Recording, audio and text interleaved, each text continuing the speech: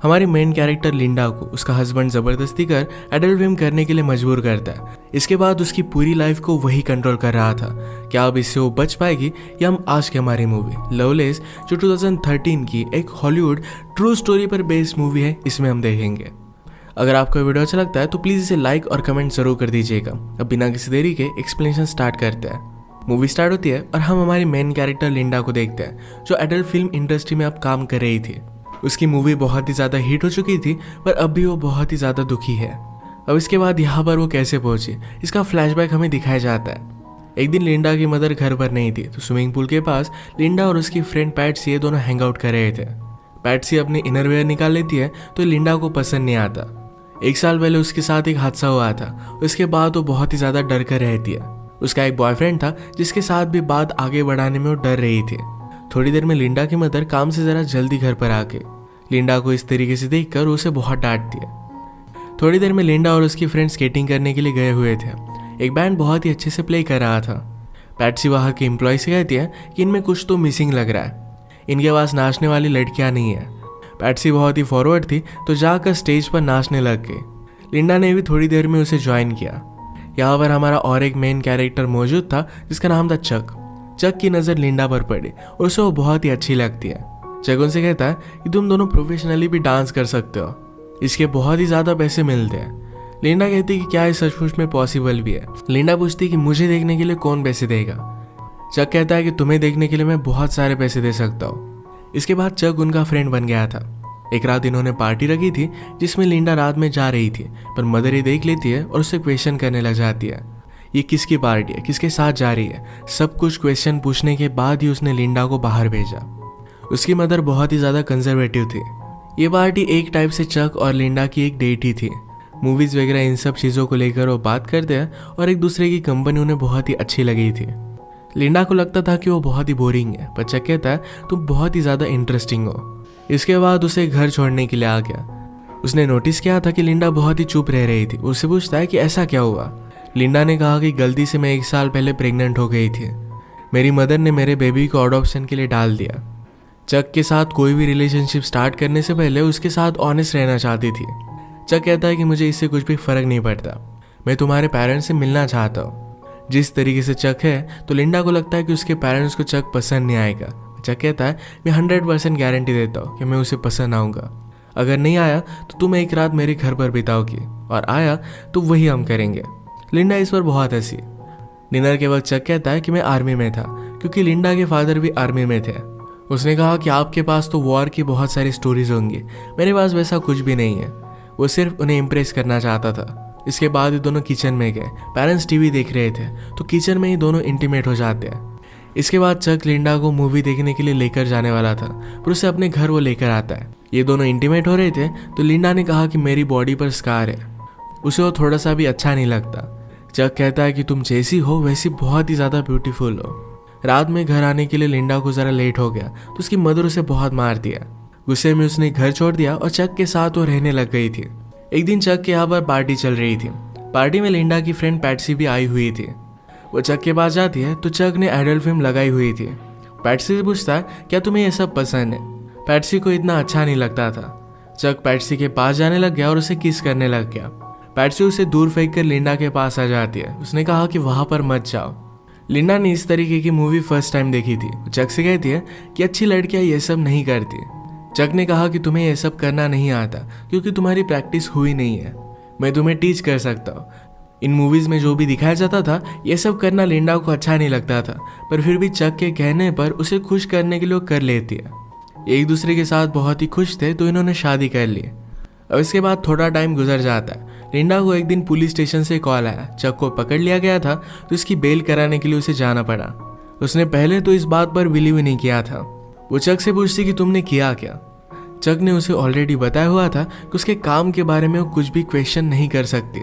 लिंडा को लगता था कि चक डांस करने वाली लड़कियों को सप्लाई करता है पर अब उसे पता चला कि उनके प्रोस्टिट्यूशन में भी उसका हाथ है।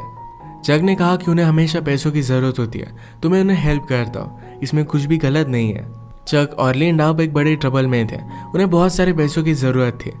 चक कहता है कि अब हमें कुछ ना कुछ तो करना ही पड़ेगा। नेक्स्ट सीन में चक लिंडा को एक प्रोडक्शन कंपनी में लेकर गया था। एडल्ट फिल्म की कास्टिंग के लिए लिंडा को ऑडिशन देने के लिए कहता है। फिल्म के डायरेक्टर ने लिंडा को बाहर भेज दिया और चक से कहते हैं कि ये लड़की नहीं चलेगी। आजकल लोगों को सब कुछ आर्टिफिशियल देखने की आदत पड़ गई है। लिंडा को तो डायलॉग बोलना भी नहीं आता। चक कहता है कि मैं तुम्हें डेमो दिखाता हूँ।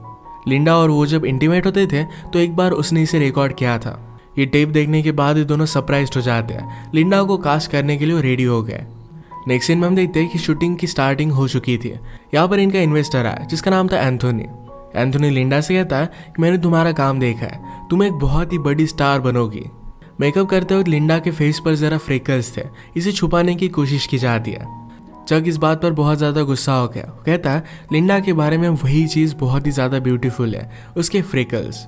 सीन के पहले लिंडा ज़रा नर्वस थी तो मूवी का हीरो हैरी उसके पास आता है। उसने कहा कि सब कुछ एकदम अच्छा होगा, जब हम दोनों सीन में होंगे तो स्लोली बाकी की सब चीज़ें फेड हो जाएगी। मूवी के पहले कुछ सीन शूट होते हैं। अगले दिन लिंडा का हीरो के साथ इंटीमेट होने का सीन था। इनके स्पॉन्सर एंथोनी ने कहा कि अगर लिंडा के पास चक भी होगा तो ये प्रॉब्लम हो सकती है। फिर उनका एक आदमी जिसका नाम था बूची ये चक से बात करता है, कहता है कि हमारे पास मूवी शूट करने के लिए रील्स नहीं है तो जाकर उसे लेकर आओ। चक कहता है कि कल लिंडा को मेरी ज़रूरत पड़ेगी, पर फिर भी उसकी बात नहीं मानता। अगले दिन शूटिंग स्टार्ट हुई और लिंडा की स्किल देखकर सब लोग हैरान हो गए थे। लिंडा के सामने हीरो भी फर्स्ट सीन में ज़्यादा परफॉर्म नहीं कर पाया था। ये सब सक्सेसफुल हुआ और रात में ये सब पार्टी करते हैं। चक लिंडा से कहता है कि एंथोनी के पास आकर बैठो, पर लिंडा उसे मना करती है। रात में रूम से चक और लिंडा की चिल्लाने की आवाज़ें आ रही थी। सबको लगता है कि वो एंजॉय कर रहे हैं। इसके बाद मूवी के पोस्टर के लिए लिंडा का शूट स्टार्ट हुआ। वो ज़रा अनकंफर्टेबल थी तो फोटोग्राफर लैरी कहता है कि जिस तरीके से मूवी में तुम्हारे कैरेक्टर की डेवलपमेंट हुई है उसी तरीके से तुम फील करो। लिंडा का बहुत ही अच्छे से फोटो शूट हुआ और अपनी फोटोज उसे बहुत ही ब्यूटीफुल लगती है। इन सब से वो बहुत ही खुश थी। मूवी अब थिएटर्स में जा चुकी थी और सक्सेस उसे मिलना स्टार्ट हो गया था। चक एंथोनी से कहता है हमें बहुत ही कम पैसे मिले और आप लोग बहुत कमाओगे। एंथोनी बहुत ही स्ट्रिक्ट था। कहता है मैंने पूरी मूवी स्पॉन्सर की थी, इससे पैसा तो मैं कमाने वाला हूँ। मूवी बहुत ही बड़ी हिट हो जाती है और लिंडा के इंटरव्यूज वगैरह स्टार्ट होने लग गए। लिंडा का अब सपना था कि उसे एक्चुअल मूवी स्टार बनना है। लिंडा के पेरेंट्स को इसके बारे में जब पता चला तो वो बहुत ही ज़्यादा दुखी हो गए थे। एक दिन इनके प्राइवेट स्क्रीनिंग की पार्टी थी जहाँ पर लिंडा ह्यू हेफनर से मिली। ये प्लेबॉय मैगजीन का एडिटर था। लिंडा उसे देखकर बहुत ही एक्साइटेड हो जाती है। आज पूरा प्रीमियर एक दूसरे के साथ ही थे। ह्यू लिंडा से कहता है कि तुम एक्चुअल में मूवी स्टार बन सकती हो, वो इसके लिए उसे हेल्प कर सकता है। अब इसके बाद हम देखते हैं कि बहुत सारे साल गुजर चुके हैं। ये सब काम वो नहीं करती और अब वो एक बुक लिख रही थी। बुक लिखने से पहले उसके पब्लिशर ने उसे वो सच बोल रही या झूठ इसकी टेस्ट लेने के लिए कही।